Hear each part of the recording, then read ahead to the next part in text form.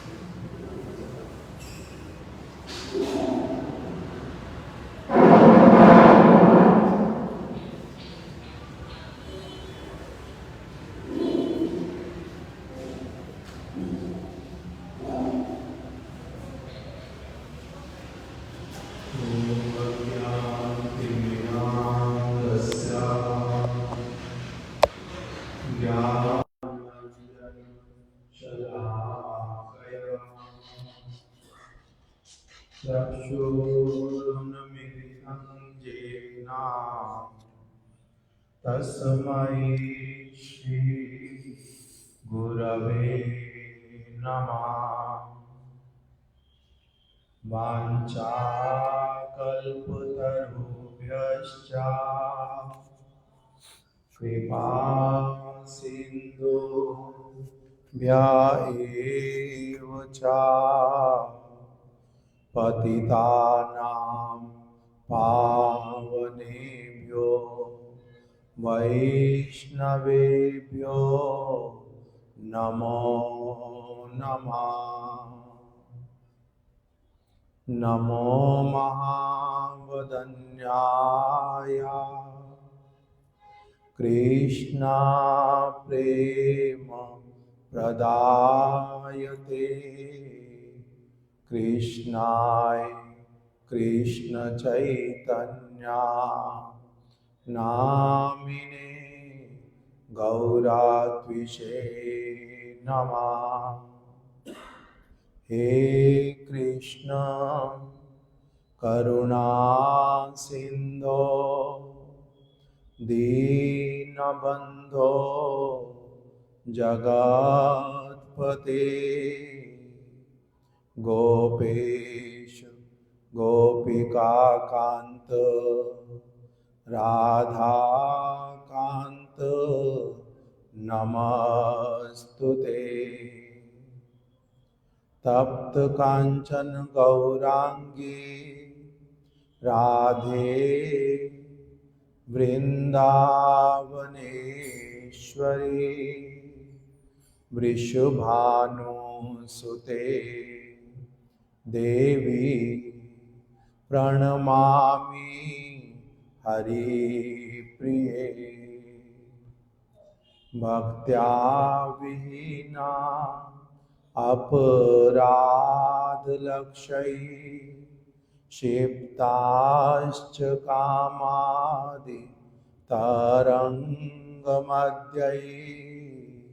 कृपामयि त्वां शरणं प्रपन्ना वृन्दे नुमस्ते चरणारविन्दम्।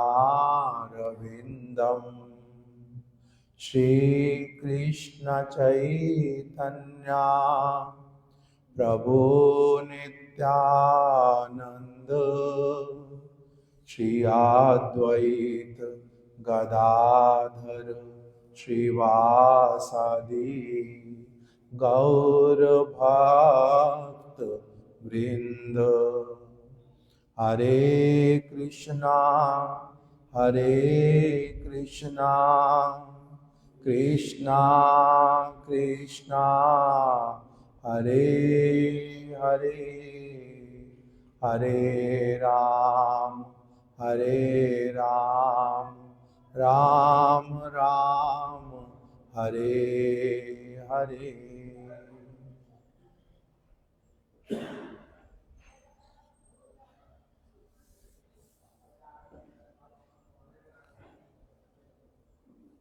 आज श्री लोचन दास ठाकुर जी श्री चैतन्य महाप्रभु के जो परम भक्त हैं, आज उन श्री लोचन दास ठाकुर जी की तिरोभाव तिथि। आज के दिन में उन्होंने इस जगत से अपनी अप्रकट लीला की थी। हम लोगों की जो पंजिका, जो गौड़िया वेदांत प्रकाशन वृंदावन मथुरा इत्यादि से छपती है, उसमें लोचन दास ठाकुर जी की तिथि, तिरोभाव तिथि का आज के दिन में ही वर्णन किया गया है, लिखा हुआ है। आज उनकी तिरोभाव तिथि। परसों भी श्री चैतन्य गौड़िया मठ और इस्कॉन के भक्त लोगों ने परसों श्रीला लोचन दास ठाकुर जी की तिथि का पालन किया था। एकादशी तिथि में तो अंतर आता है कभी कभी, कैलकुलेशन का, सौर गणना के अनुसार कैसे गणना किया है किसी ने। एक है कंप्यूटर के माध्यम से करना, सैटेलाइट को देख करके करना, और दूसरी है प्राचीन विधि, उसको बोलते हैं सूर्य गणना।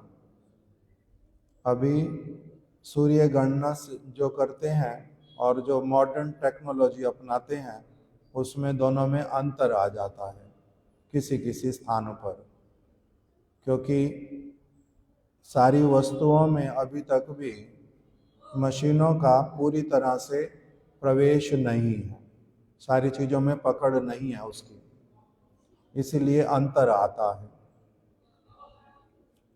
एकादशी इत्यादि में।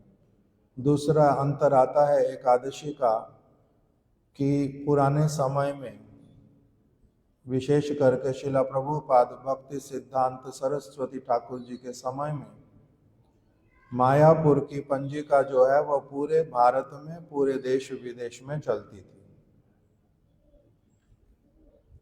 चाहे मायापुर में सूर्य जो है हमारे यहाँ से, हम जहाँ अभी बैठे हैं फरीदाबाद, यहाँ पर और यहाँ का सूर्य उदय और वहाँ का सूर्य उदय, उसमें अंतर है। तो इसीलिए वहाँ की एकादशी, हमारी एकादशी में अंतर आ जाता है। वहाँ एकादशी कब लगी, सूर्य उदय कब हुआ, कभी एक दिन का अंतर आ जाता है। कभी उनकी पहले हो जाती, हमारी बाद में, कभी हमारी बाद में उनकी पहले। ये गणना जो जानते हैं सारे वो लोग तो देख लेते हैं अच्छी तरह से। तो इसीलिए बाद में फिर प्रभुपाद जी के समय में तो यही चलता रहा कि भले कहीं पर भी क्यों नहीं हो, किंतु एकादशी मायापुर के हिसाब से ही मानी जाएगी। तो इसीलिए अभी तक भी बहुत सारे लोग जो हैं उसी तरह से ही चलते हैं। चैतन्य गौड़िया मठ उसमें एकादशी जो है इसी तरह से पालन करते हैं। मायापुर में जिस दिन होएगी उसी दिन ही करेंगे। यद्यपि उसमें कभी कभी असुविधा आती है अगले दिन पारण करने में। उनके पारण का समय 15 मिनट, सूर्य उदय से 15 मिनट। अब हमारी यहाँ सूर्य उदय उसके 1 घंटे बाद उदित हुआ है, तो असुविधा तो होती है, किंतु तब भी उसी तरह से भक्त लोग करते हुए चल रहे हैं। किंतु श्रील स्वामी महाराज जी उन्होंने देश विदेश में जब भ्रमण करना प्रारंभ किया, मान लो एक स्थान पर आज हैं, शाम को यहाँ से कहीं जाएंगे, तो आज एकादशी है यहाँ पर, अगले दिन फिर क्या है दूसरे स्थान पर पहुंचे, वहां दूसरे दिन एकादशी है, तो दोनों दिन एकादशी कैसे करेंगे। हम लोग अभी कुछ दिन पहले ही यहाँ से पिछली एकादशी के दिन मानसा गए थे। रात को एकादशी का कार्यक्रम पूरा हो गया, हम लोग मानसा गए। हम लोग रात को चले यहाँ से 11 बजे ट्रेन से, सुबह पहुंच गए अपना वहाँ पर। और अगले दिन अब क्योंकि वो चैतन्य गौड़िया मठ के भक्त हैं तो उनका एकादशी अगले दिन है। हमारा एकादशी जिस दिन, अब यहाँ से पंजाब गए 5-6 घंटे का रास्ता, इतने में ही उनकी एकादशी अगले दिन। क्यों? क्योंकि उन्होंने मायापुर के अनुसार करनी है। हमारी पंजिका एक दिन पहले बोल रही थी, तो ये अगले दिन फिर क्या करें, असुविधा आती है ना इस तरह की। हम करेंगे पारण, हम करेंगे अन्न वाला भोजन, और वो करेंगे एकादशी, उनके लिए भी असुविधा, असमंजस। हमने उनको बोला कोई चिंता मत करो, हम लोग पारण का अपने पास में थोड़ा सा ले लेंगे, आप अगले दिन जो खिलाओगे, पारण हो गया उसमें क्या है, फिर से फलाहार करेंगे। किंतु उन्होंने माना नहीं।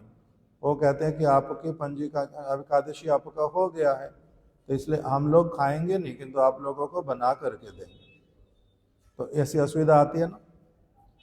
अब वो वाला तो अभी तक समझ आता था, किंतु अगर वैष्णवों की आविर्भाव तिरोभाव तिथि में भी इस प्रकार का अंतर आता है तो असुविधा लगती है। तो इसीलिए मैंने हमारे जो अमल कृष्ण प्रभु पंजिका बनाते हैं उनको फ़ोन करके पूछा, मैसेज करके, कि ये लोचन दास ठाकुर जी की तिथि में क्यों अंतर आया इस प्रकार का पंजिका में।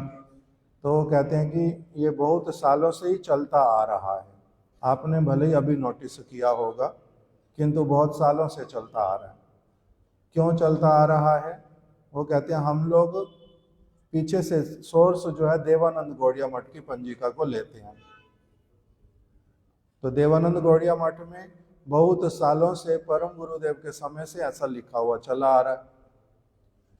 अब इतने पुराने समय में 60 साल पहले 70 साल पहले क्या ऐसे वाला हुआ जिसके कारण ये अंतर आया, उसको बताना तो कठिन। किंतु हम केवल क्या कर रहे हैं, उस पंजिका में आज नवमी तिथि है, नवमी तिथि का लोचन दास ठाकुर जी का तिथि लिखा हुआ, तो इसलिए उसी को लिखते आ रहे हैं। किंतु इसको इतना अधिक और इससे इंफॉर्मेशन इससे अधिक इसकी कुछ मिलती नहीं, तो इसलिए क्या किया जाए, कुछ भी नहीं। महाराज जी हमारे बोलते थे इस विषय में, कभी कभी एकादशी का ऐसा वाला अंतर पड़ा कि चारों तरफ लोग परेशान, आज करें कल करें, आज करें कल करें, पारण इतने बजे उतने बजे हमारा नहीं होगा, ये नहीं होगा वो नहीं होगा, बहुत असुविधा था। ये 2015 न 16 का बात है।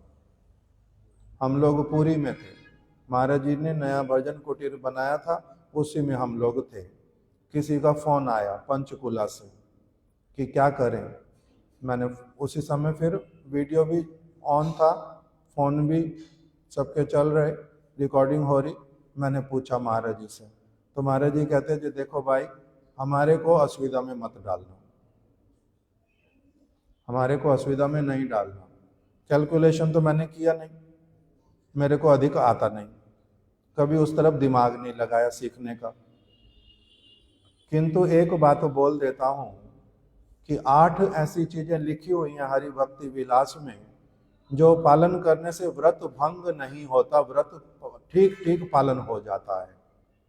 उसमें क्या लिखा है, एक लिखा है औषध सेवनम, अगर किसी को बहुत असुविधा औषधि लेगा तो उससे व्रत भंग नहीं होता।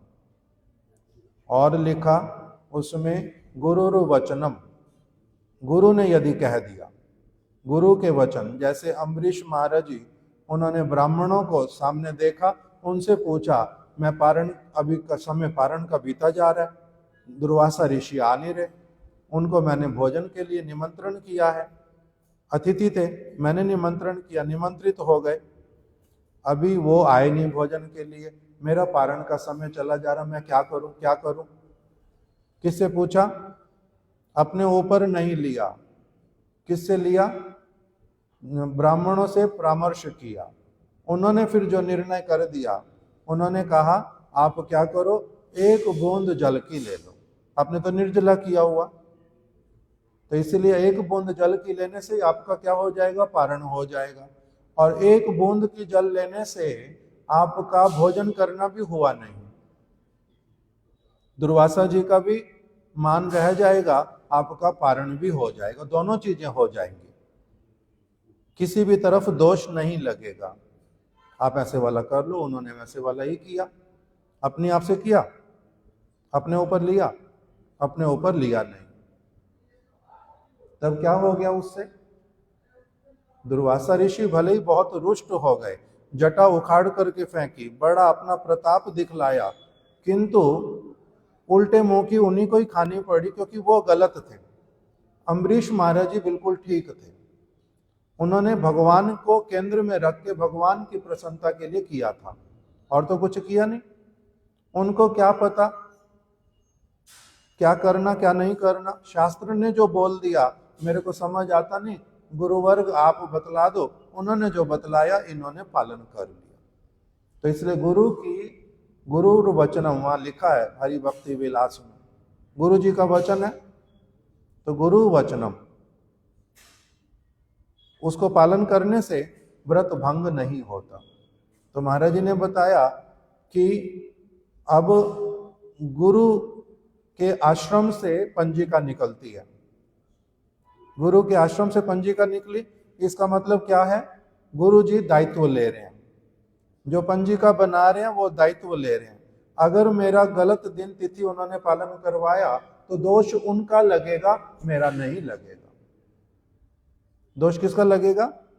उनका लगेगा, जो लिखने वाले हैं। मेरे को तो आता नहीं, मैंने क्या किया, पंजिका देखी, आज तिथि ये वाली है, आज मैंने अपना पालन किया, तो इससे मेरे को क्या होता है, चिंता होता नहीं, मैं निश्चिंत हो जाता हूं। तो इसलिए बताया गुरुरु वचनम। तो इसलिए हमारी पंजिका, हम लोग कौन सी पंजिका पालन करते हैं यहाँ पर? हम लोग पालन करते हैं हमारे गुरुदेव ने जैसा निर्देश दिया। उन्होंने निर्देश दिया था कि हम लोग मायापुर के अनुसार नहीं, जिस जिस स्थान पर रहते हैं वहां के सूर्य उदय के अनुसार गणना करके जो कैलेंडर बनता है उसके अनुसार सारा कुछ पालन करेंगे। तो अभी एकादशी तो उसी तरह से करते ही हैं, गुरु के वचन लेकर के। और साथ ही साथ में फिर जो ये लोचन दास ठाकुर जी की तिथि, इसमें अब क्या करेंगे, जब पीछे वाली पंजिकाएं बहुत सालों से, हमारी पंजिका ये वाला बोलती है, दूसरी पंजिका 2 दिन पहले का ही बोलती है, तो ये वाला अंतर आने पर भी हम लोग का उद्देश्य क्या है तिथि पालन करने का, महाराज जी ने उस दिन बताया, सारी बात बोल करके कहा हम एकादशी क्यों कर रहे हैं। मेरे को कहोगे आज एकादशी करनी, मैं आज कर लूंगा, मेरे को कहोगे कल एकादशी करनी, मैं कल कर लूंगा। कर क्यों रहा हूं एकादशी पालन? भगवान हरि की प्रसन्नता के लिए। उद्देश्य क्या है? भगवान हरि की प्रसन्नता। जैसे जिस दिन गुरुदेव कह देंगे कि आज एकादशी है, चाहे वो पिछली एकादशी से 14 दिन बाद में आई हो, पिछली एकादशी से 13 दिन बाद आई हो, पिछली एकादशी से 16 दिन बाद आई हो, इसका विचार करने का मेरा सामर्थ्य ही नहीं है। मेरे को नहीं आता ग्रह नक्षत्र का गणना करना, मैं तो केवल क्या करता हूं, पंजिका को देखता हूं हरि की प्रसन्नता के लिए। तो इसी प्रकार से आज जो तिथि है हम पालन किसके लिए कर रहे हैं? लोचन दास ठाकुर जी की तिथि, उनके प्रति कृतज्ञता के लिए, उनके ये तो ऐसे तो नित्य ही ये लोग प्रणम में है, नित्य इनका वंदना करना, नित्य इनका नाम ग्रहण करना, नित्य इनकी शिक्षाओं का चर्चा करना, ये तो कर्तव्य है हम लोगों का। और जितना अधिक हम लोग इनके विचारों को श्रवण करेंगे उतना अधिक ही हमारा हृदय पवित्र होता है, हृदय में बल आता है, भक्ति करने की भावना जागृत होती है, पवित्र बनने का कामना आता है। इसलिए तो नित्य प्रति श्रवण का विषय है। किंतु विशेष रूप में अब फिर उनकी तिथि आई है, इसलिए उनका क्या करते हैं, विशेष रूप में उनका पूजन, उनका अर्चन, उनका स्मरण, उनकी शिक्षाओं को अपने हृदय में धारण करने की भावना। किस लिए? क्योंकि आज उनकी तिरोभाव तिथि है।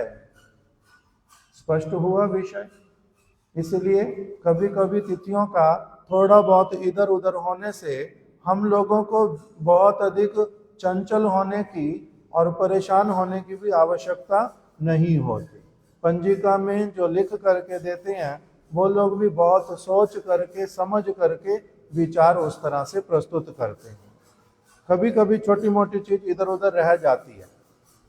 टू आर इज ह्यूमन, क्या बताया गया है? मनुष्य जो है उससे गलतियां होती हैं। कौन आवाज कर रहा? बंद करो तो थोड़ी देर जाओ। टू आर इज ह्यूमन, इसका मतलब क्या होता है? मनुष्य से भूल होती है।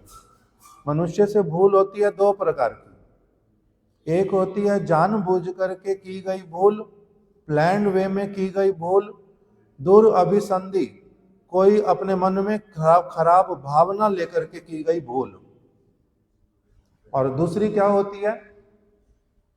जानबूझ करके किया नहीं और भूल ना हो जाए ऐसी सावधानी भी बहुत बरती, किंतु तब भी ये संसार जो है कैसे वाला है?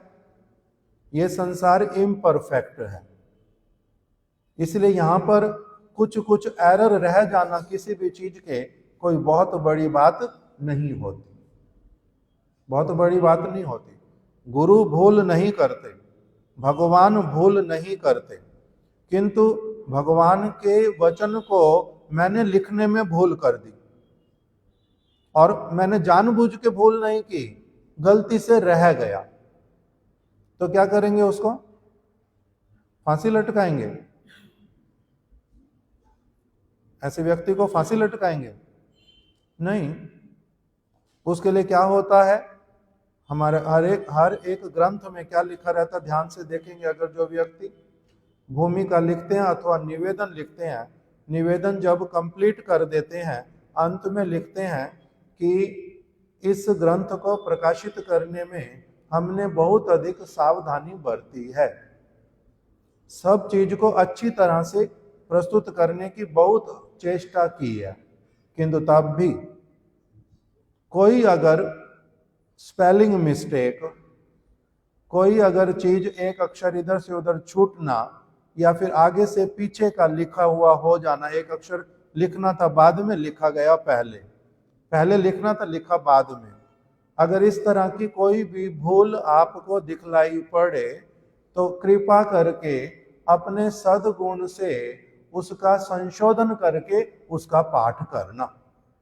लिखा रहता ना, पढ़ा है तो क्यों लिख दें ऐसे वाला? क्योंकि टू आर इज ह्यूमन, मनुष्य हैं तो कहीं पर भी कोई भूल रह जाती है, इच्छा नहीं रहने पर भी जितना सिंसियरली कोई काम क्यों ना करे उसमें प्रयास तो किया जाता, अधिक से अधिक क्या प्रयास करते हैं, इसमें कोई भी भूल ना रह जाए, किंतु तब भी अगर रहती है तो क्या करेंगे? उसके लिए केवल क्षमा प्रार्थना कर, उसी प्रकार का ही नियम, इसके अतिरिक्त तो और कुछ किया नहीं जा सकता। तो इसीलिए आज लोचन दास ठाकुर जी की जो तिथि, हम लोग आज उसके विषय में कुछ श्रवण करेंगे। मेरे को एक दो कीर्तन दे दो लोचन दास ठाकुर जी के निकल के। लोचन दास ठाकुर चैतन्य महाप्रभु के जो जीवनी उसमें से कुछ कुछ महाप्रभु की अच्छी अच्छी बातें उन्होंने अपने ग्रंथ में लिख करके रखी है। चैतन्य महाप्रभु की जीवनी को लिखा उन्होंने, लोचन दास ठाकुर जी ने। उन्होंने अपने ग्रंथ को नाम दिया चैतन्य मंगल। चैतन्य मंगल चैतन्य महाप्रभु जी के विषय में अच्छी तरह से उन्होंने लिख करके दिया।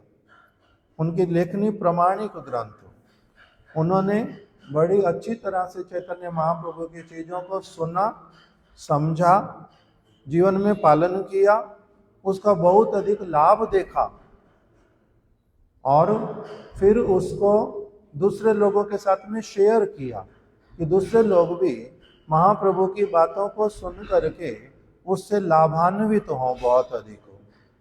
इसलिए उन्होंने क्या कर दिया, चैतन्य मंगल लिखा। उन्होंने बहुत सारे ग्रंथ लिखे, कीर्तन लिखे। उन कीर्तनों में क्या कहा,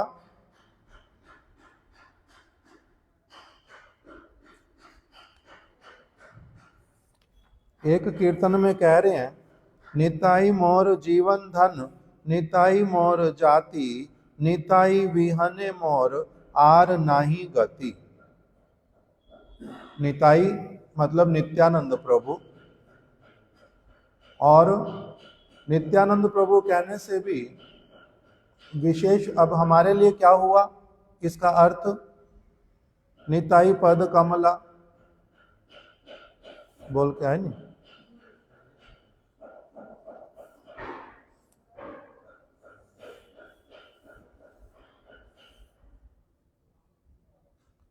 निताई पद कमला, निताई कहने से नित्यानंद प्रभु अर्थात गुरु तत्व, गुरुदेव।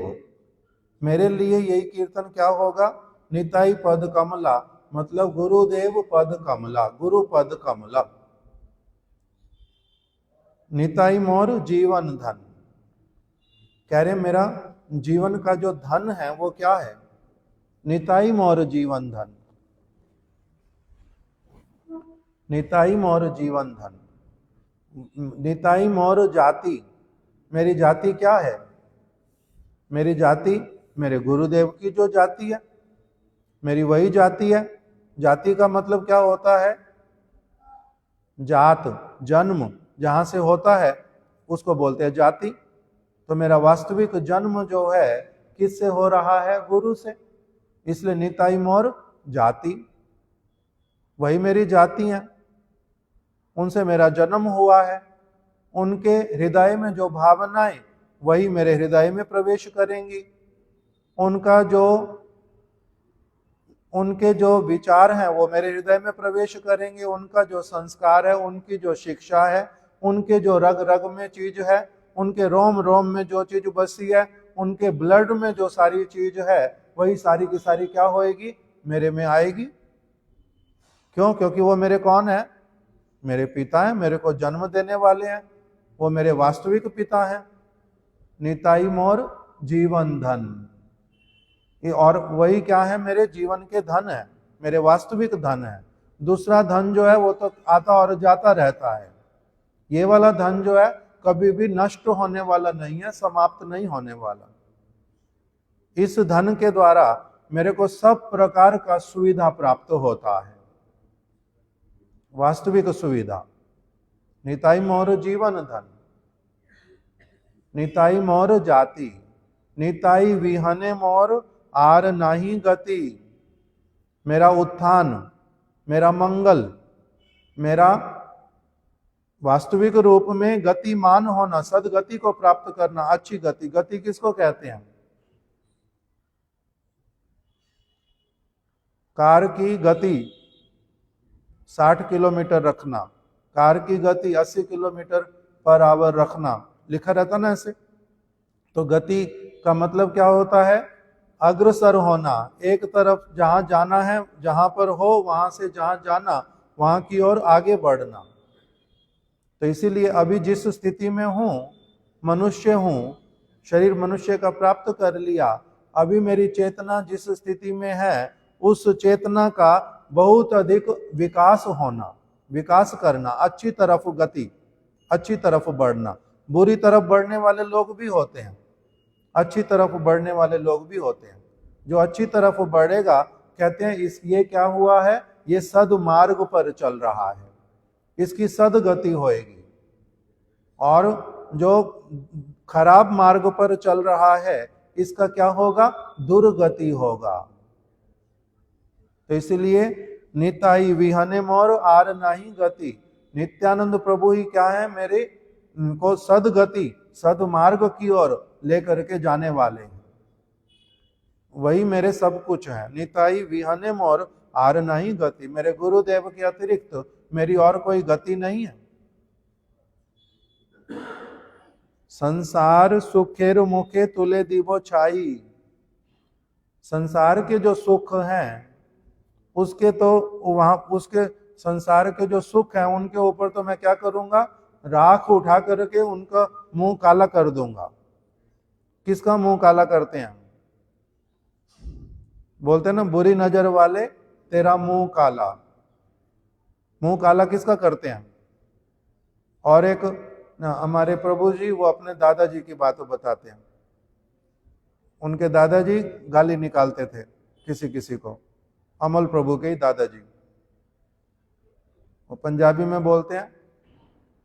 उनके घर के आसपास कोई लेडी जो है वो बहुत लड़ाई करती, शोर मचाती, खराब खराब काम करती, तो उसके लिए वो बोलते थे ये मुंह काली रंदी थी, मुंह काली रंदी थी। इसका मतलब इसकी माँ जो है उसने मुंह काला किया होगा किसी के साथ में, तभी इसकी बेटी का ये जन्म हुआ होगा। इसलिए इसकी बेटी इतनी लड़ाई करती, इतनी झगड़ा, इतने गंदे काम करती, इसकी माँ जो है ऐसी वाली होएगी, तभी तो ये ऐसी है। तो मुंह काला करके आई है, बोलते हैं ना ऐसे किसी किसी के लिए। मुंह काला करके आने का मतलब क्या होता है, अपने पति के साथ में जैसा संबंध रखना चाहिए वैसे वाला पति के साथ नहीं रख करके किसी और के साथ में उस प्रकार का क्या करना, खराब काम करना, उसको कहते हैं मुंह काला करना। तो किसका मुंह काला होता है, मुंह काला किसका करते हैं, जो खराब काम करने वाला, जो अमंगल किसी का चाहने वाला खराब व्यक्ति।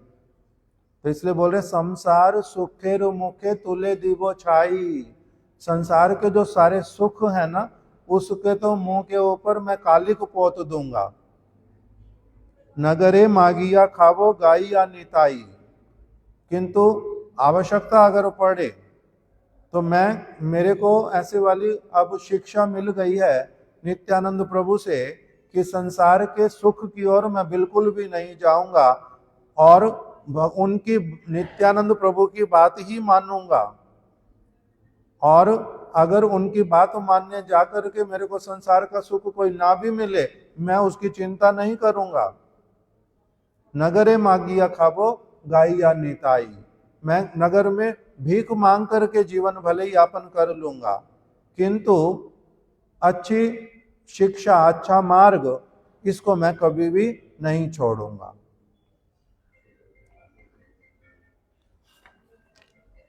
जे देशे निताई नाई से देशे न जाबो, जिस स्थान पर नित्यानंद प्रभु नहीं है उस स्थान पर मैं कभी भी नहीं जाऊंगा।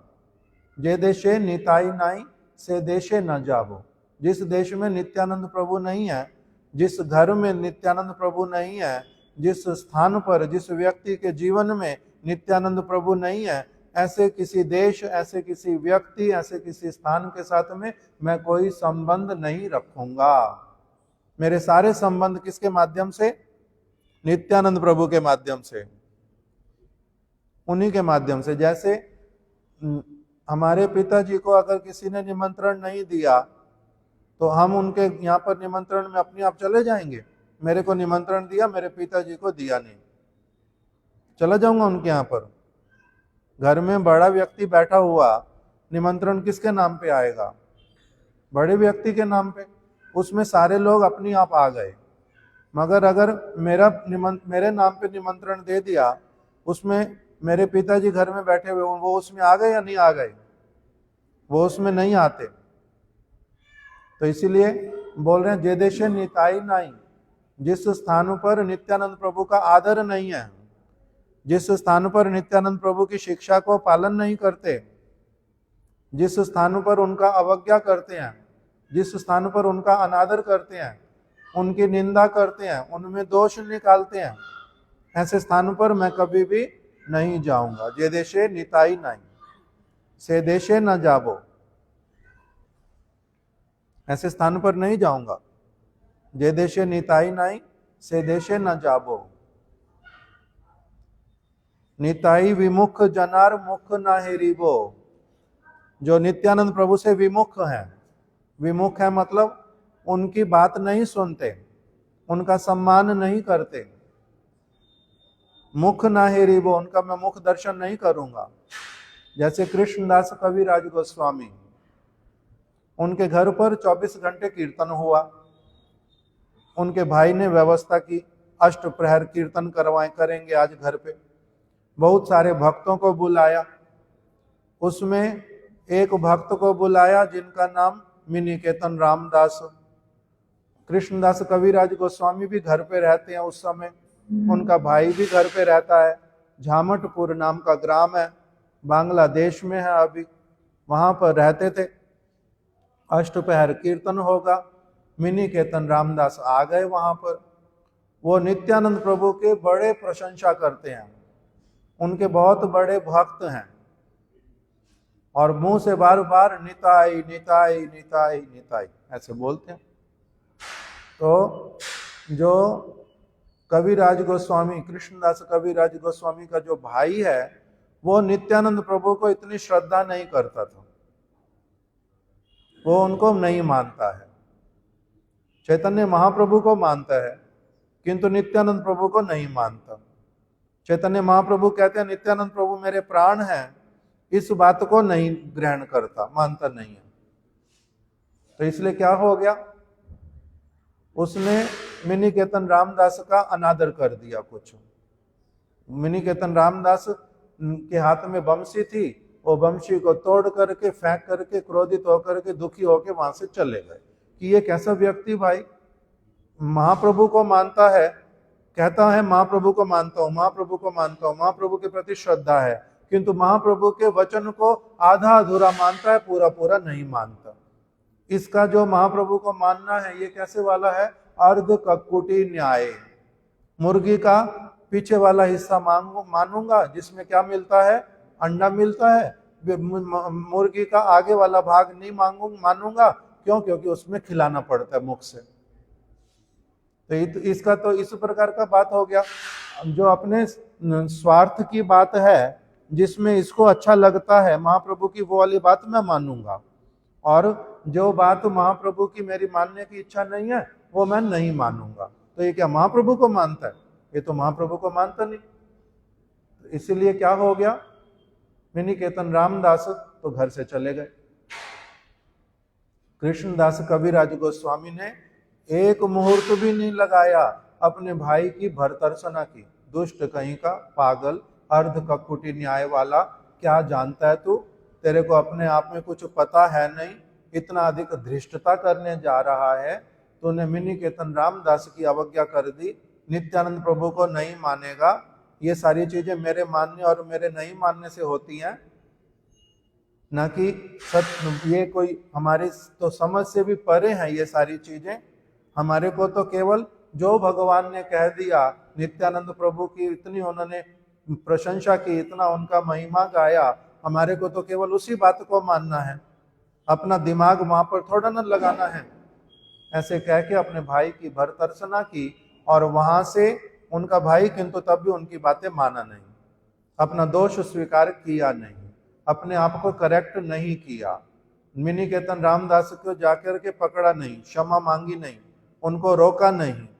तो कविराज गोस्वामी ने साथ ही साथ में क्या विचार किया, मेरे को इस व्यक्ति के साथ में और नहीं रहना, इसका तो अमंगल होगा अपना, और मैं अगर इसके साथ रहा तो मेरा भी क्या होगा, अमंगल होगा, इसके साथ थोड़ा ना रहना मैंने। तो इसलिए ये सोच करके उन्होंने बिना कुछ विचार किए घर अपना छोड़ दिया, घर से निकल गए। 10 मिनट भी लगाए नहीं, कोई चीज भी साथ में ली नहीं। मैं कहाँ जाऊंगा ये सोचा नहीं, क्या करूंगा ये भी नहीं पता, सिर्फ इतना पता जो इसके साथ मेरे को नहीं रहना। निताई विमुख जनार मुख ना हेरिबो, मैं तो इसका मुंह भी नहीं देखूंगा अभी।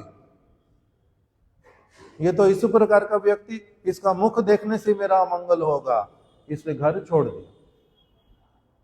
चलते चलते एक वृक्ष के नीचे पहुंच गए। पहुंच तो गए, वृक्ष तो बहुत आए, एक स्थान पर जाकर के थक गए और वृक्ष के नीचे बैठ गए और वृक्ष की टेक लगा करके लेट गए। और उसी में ही उन्होंने क्या किया, नित्यानंद प्रभु जो है उनके समक्ष प्रकटित हो गए और उनके ऊपर बड़ी कृपा की। अपने परिकरों के साथ में हाथ पकड़ करके उनको कहा, सुनो सुनो कविराज, कृष्ण उठो उठो कृष्णदास, हे कृष्णदास उठो। उन्होंने प्रणाम किया, उठो उठो और क्या करो, ये स्वप्न में देख रहे हैं सारा कुछ कविराज गोस्वामी। नित्यानंद प्रभु आ गए, परिकरों के साथ में है, बड़ा सुंदर रूप है। इन्होंने उनको देख के प्रणाम किया, उन्होंने अपने चरण जो है इनके मस्तक पे रख दिए। ये उठ करके अपना खड़े हो गए, कृपा प्राप्त की। उन्होंने इनको अपना उठा करके गले लगा लिया और इनके साथ बातचीत करते करते, स्वप्न में देख रहे हैं सारा, हाथ पकड़ करके इनको क्या कहते हैं, वृंदावन जाओ तहां सर्व लभ्य है। कृष्णदास तुम क्या करो, वृंदावन जाओ, यहाँ नहीं रहना। अपनी आप उसमें समझ आ गया, कहाँ जाओ, वृंदावन जाओ। ठीक ही किया तुमने, वृंदावन जाओ। अब तुम यहाँ से वृंदावन चले जाना, क्योंकि उन्होंने सोचा ही नहीं मैंने कहाँ जाना है, मैंने क्या करना। केवल ये नित्यानंद प्रभु का विमुख व्यक्ति है, इसका मुख मैंने नहीं देखना, ये सोच के वहां से आ गए थे। केवल वृंदावन जाओ तहां सर्व लभ्य है, वहां तुम्हारे को सब कुछ मिलेगा, यही सोच के कविराज गोस्वामी आ गए। और वहां वृंदावन आके क्या हुआ, सारा कुछ मिला। इसीलिए उन्होंने वंदना गाई कि ये सब बातें बोलने की नहीं है, किंतु तब भी बोल रहा हूं, नहीं बोलूं तो लोगों को पता नहीं चलेगा और मैं अकृतज्ञ रह जाऊंगा। नित्यानंद प्रभु इतने बड़े, मैंने केवल क्या किया, केवल इतनी सी बात मैंने की कि ये नित्यानंद प्रभु का विमुख व्यक्ति है, मैं इसके साथ नहीं रहूंगा। केवल मेरा इतना निर्णय करने से ही मेरे प्रति इतना प्रसन्न हो गए, मेरे को उन्होंने क्या क्या नहीं प्रदान कर दिया। जय जय नित्यानंद नित्यानंद राय, जार कृपाए पाइनु वृंदावन आश्रय। जय जय नित्यानंद नित्यानंद राम, जार कृपाए पाइनु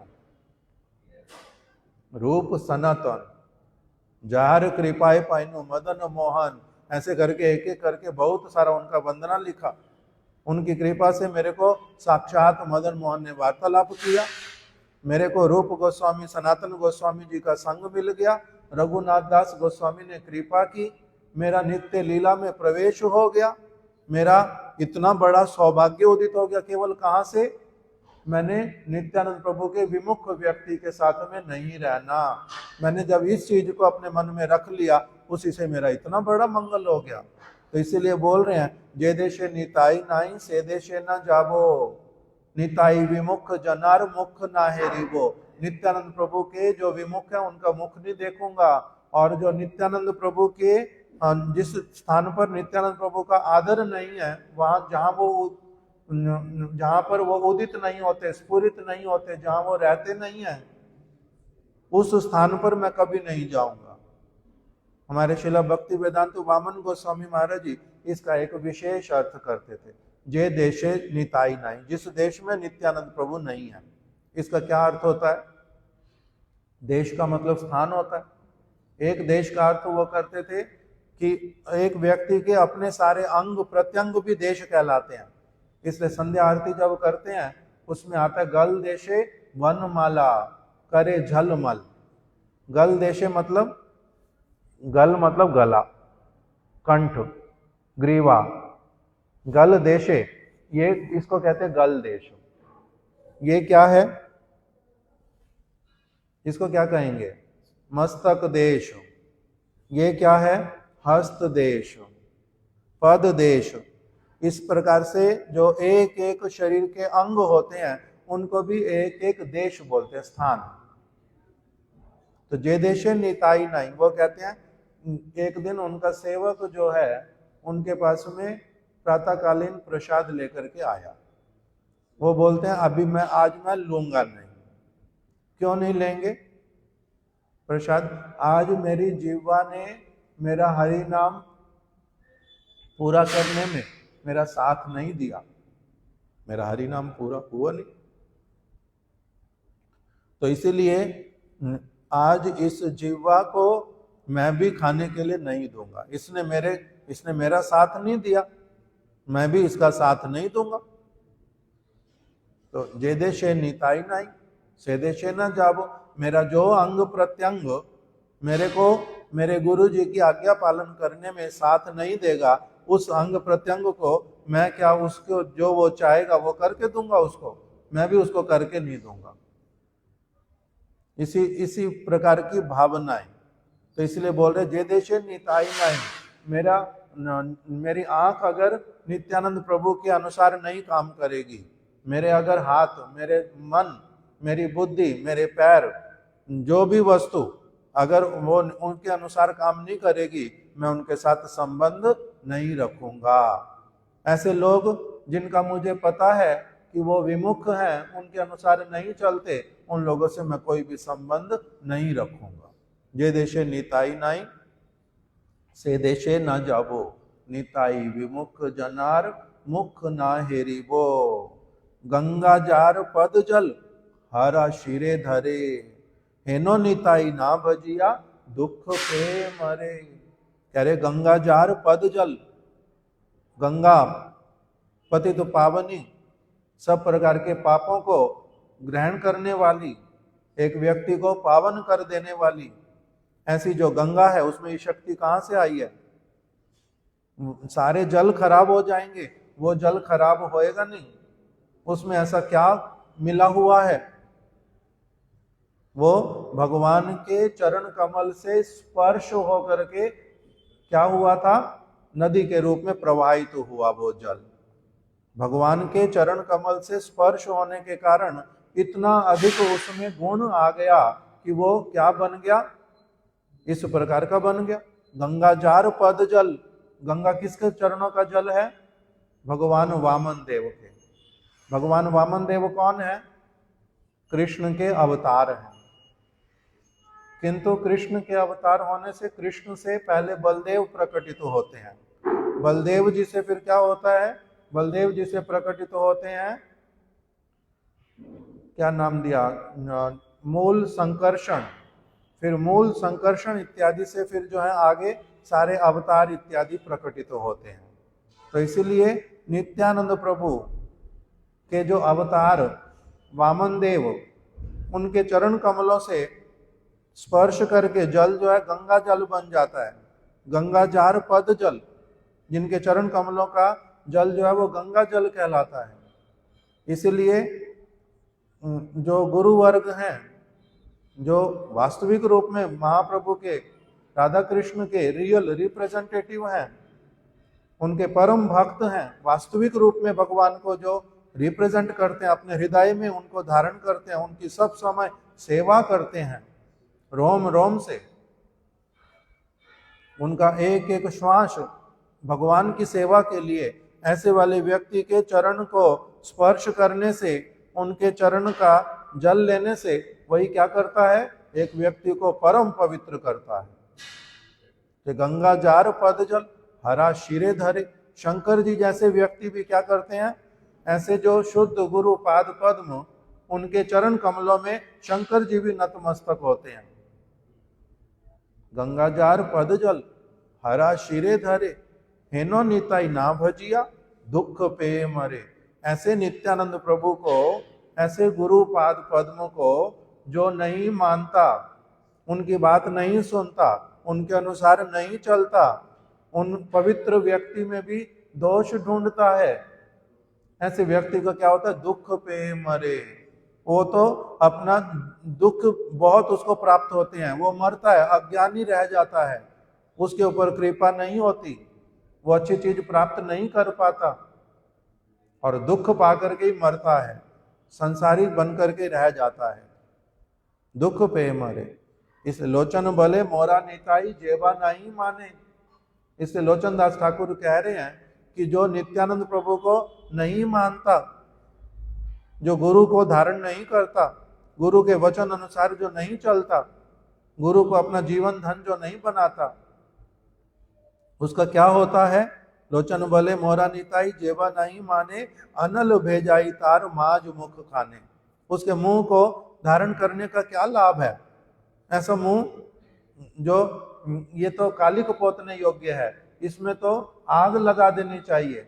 ये तो दूसरों को उल्टा अपवित्र करता है, ये तो दूसरों को अपवित्र करता है। क्या बोलते हैं? गुरु की आवश्यकता नहीं, गुरु तो मनुष्य होता है, इनका मनुष्य का पूजन करने से क्या होता है?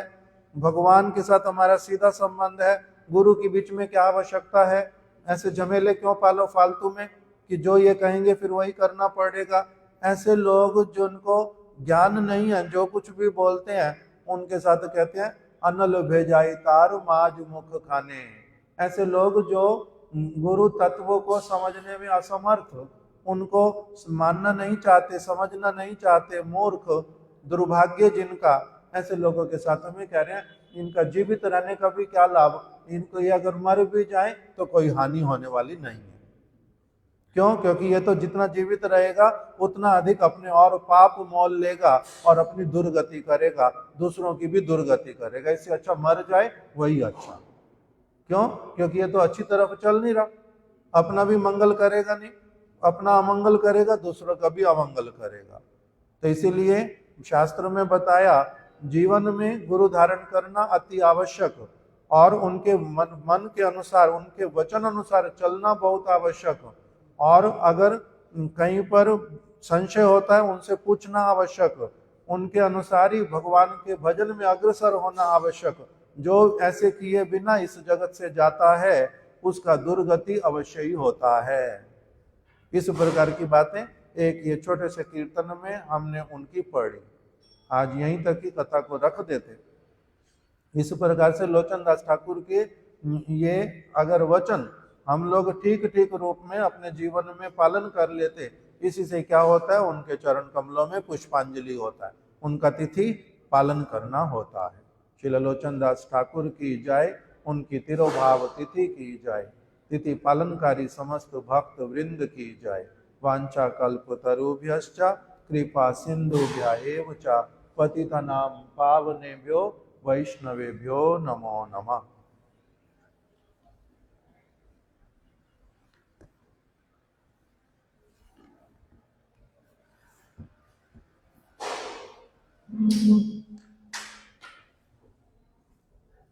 ले आओ प्रसाद, ले आओ तो।